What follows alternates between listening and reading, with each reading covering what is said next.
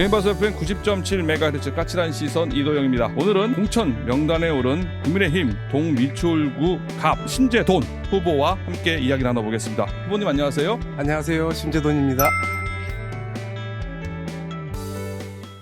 지금 정치 입문 계기, 총선 출마 계기, 결심 배경 좀 자세히 설명해 네네. 주실까요? 대한민국 정치가 이제는 바뀌어야 된다고 생각을 합니다. 반칙과 꼼수 이런 것들이 더 이상 있어서는 안 되고요. 국민들의 삶의 복지, 삶의 수준을 높이는데 집중해야 되지 않겠나 싶습니다. 그런 역할을 충실히 하고 싶다는 생각. 제 고향 인천 동구 미추홀에 굉장히 노후되고 소외된 지역인데 이 지역을 제대로 변화시켜보고 싶다는 생각 등에서 출마를 하게 됐습니다. 이거 다른 얘기인데요. 후보님이 오랫동안 검찰에서 재직을 하셨잖아요. 예, 예. 네, 보니까 윤석열 대통령 한동훈 법무부 장관과 같은 수사팀에서 오래 근무를 네네. 하셨다고요? 네네. 그 어떤 좀 내용 좀 잠깐 소개해 줄 수 있어요? 윤석열 대통령과 한동훈 위원장과는 이제 평검사 때는 이제 론스타 사건 수사, 외환은행법 매각 사건이라는 예. 수사를 수사를 같이 했고, 그 다음 이제 윤석열 대통령과 부장검사로 승진한 이후에 부산저축은행 수사를 같이 하고, 중앙지검 특수일부장 등으로 같이 지내고, 계속 같은 특수통에서 23기, 24기 한 기 수차인데 예. 계속 같이 근무를 해왔었습니다. 나이는 좀 많이 차이 나지만 그분께서 구술을 하시는 바람에 그래요?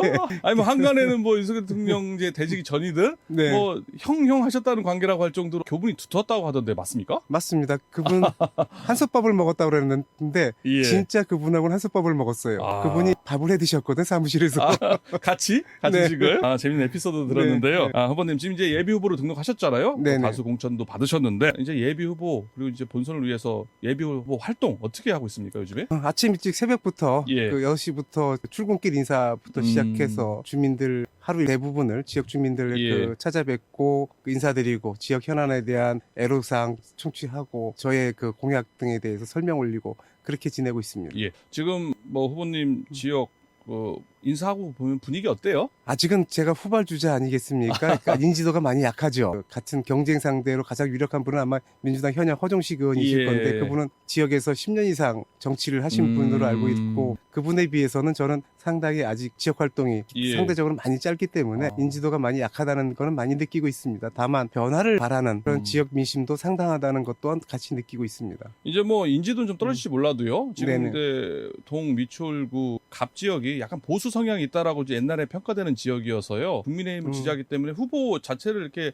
반기하는 분들 지역 유권자도 있을 거 아니에요. 많이 계시죠. 반가워해 주시는 분도 많이 계시고 예. 아직은 그 마음을 열지 않고 계신 분들도 아. 많이 계시고 예. 특히 최근에 재개발이 많이 이루어지면서 젊은 분들이 많이 유입돼 있습니다. 미추홀구가 많이 들어왔지 않습니까? 그렇습니다. 동구도 마찬가지죠. 앞서 말씀하신 것처럼 이제 현역 의원이죠. 물론 네네. 초선이긴 합니다. 네. 허종식 의원인데요. 또 이제 또 구설수에 올려 있는 것도 없잖아 있고 네네. 그렇긴 한다는 얘기가 있는데 후보자의 경쟁 승산 어떻게 네. 보시는지 그리고 본인의 경쟁력 허종식 의원보다 홀랐다라고 하실 만한 것들 좀 얘기 좀 해주시겠습니까? 일단 저는 청렴하고 전과가 없습니다.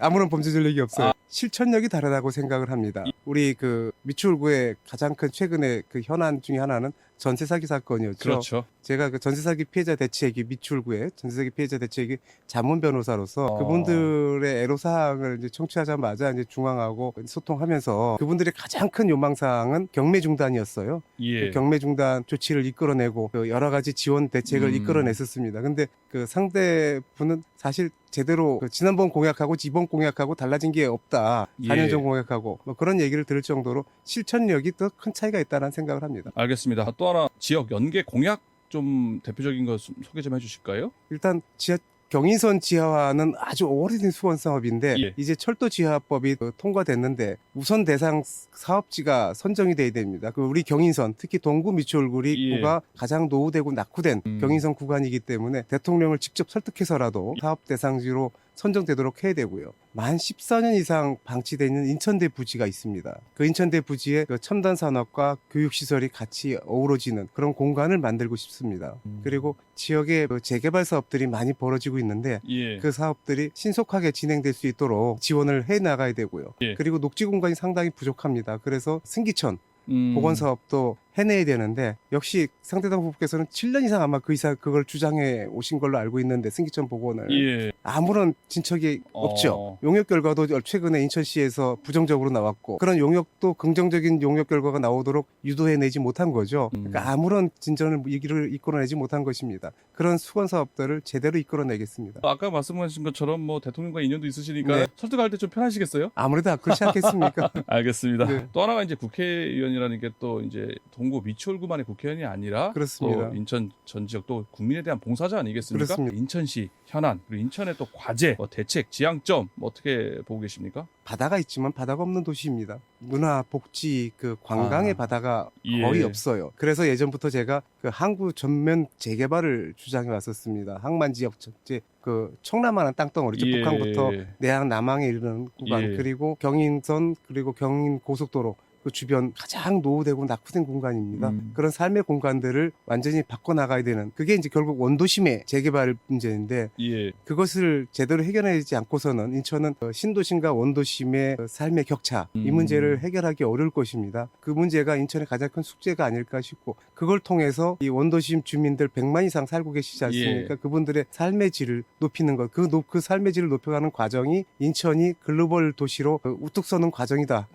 국가 경쟁력은 도시 경쟁력이라는 말 있지 않습니까? 인천은 충분히 세계를 선도할 수 있는 글로벌 도시가 될 수 있는 지역이고 그런 도시로 만들어가려면 원도심의 재개발이 반드시 필요하다. 주거단지의 재개발뿐만 아니라 새로운 산업, 새로운 문화공간, 복지공간들을 만들어내는 과정이어야 된다라는 생각을 합니다. 네, 알겠습니다. 전국 상황 좀 한번 여쭤볼게요. 네네. 지금 여당의 수도권 위기론, 정권 심판론 이런 얘기가 있고요. 네네. 근데 물론 요즘에 국민의힘 지지율이 다소 오른다는 여론조사가 좀 있긴 합니다만은 국정 상황, 현 상황은 어떻게 보고 계십니까? 대체로 흐름은 국민들이 제대로 상황을 파악해가는 과정이다라는 생각을 합니다. 이제는 국민 삶과 관련이 없는 이슈들 그리고 조작된 가짜뉴스들 이것들에 기반한 정치는 이제 없어져야 된다고 생각을 합니다. 그런 점에서 국민들이 생각을 바꿔가고 있는 상황 아닌가. 그래서 우리 여당의 지지율이 높아지고 민주당 지지율이 떨어지고 있는 상황 아닌가 싶습니다. 또 하나가 지금 요즘 이번 총선을요, 20대 총선을 정책, 인물 이런 대결이 아니라 윤심과 명심의 대결 아니냐.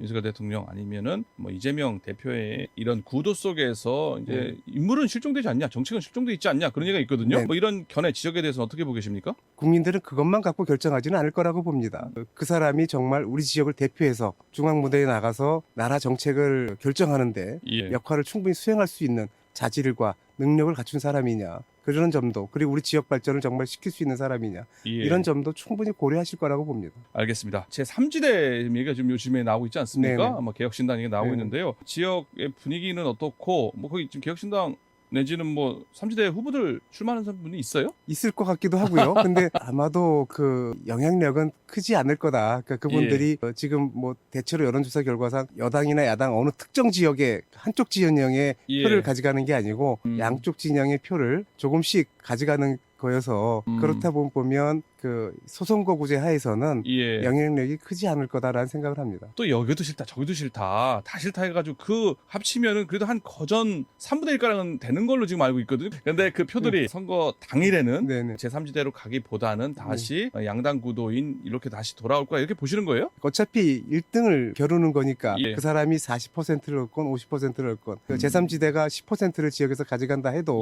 여당 표를 많이 가져가냐 야당 표를 많이 가져가냐 문제일 텐데 대체로 그러면 어느 특정 진영 거를 그 여당 거만 아니면 야당 거만이 아니라 양쪽 거를 조금씩 가져가는 형국가 아닌가 싶습니다. 마지막 질문입니다. 끝으로 지역구 유권자들 주민들에게 또 앞으로 어떻게 하시겠다 그리고 꼭 하시고 싶은 메시지 말씀 전에 듣고 오늘 인터뷰 마무리하겠습니다. 동구 미추홀구갑 주민 여러분, 저 심재도는 확실하게 지역과 나라를 바꾸겠습니다. 새로운 정치를 통해서 나라의 근간을 지켜나가는 그런 정치를 하겠습니다. 그리고 우리 동구 미추홀구갑을 실천력 있게 변화시켜서 주민의 삶을 바꾸겠습니다. 지역을 돌아다니다 보면 정말 어렵게 사시는 분들 많이 만나뵙게 됩니다. 저 또한 굉장히 어렵게 살았습니다.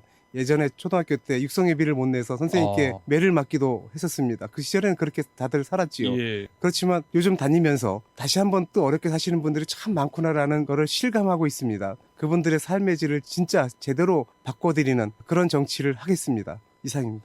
후보님 오늘 바쁘신 가운데도 이렇게 출연해 주셔서 감사드립니다. 네. 지금까지 총선 릴레이 인터뷰 국내힘 동구 미추홀구 갑 심재돈 예비 후보와 이야기 나눴습니다.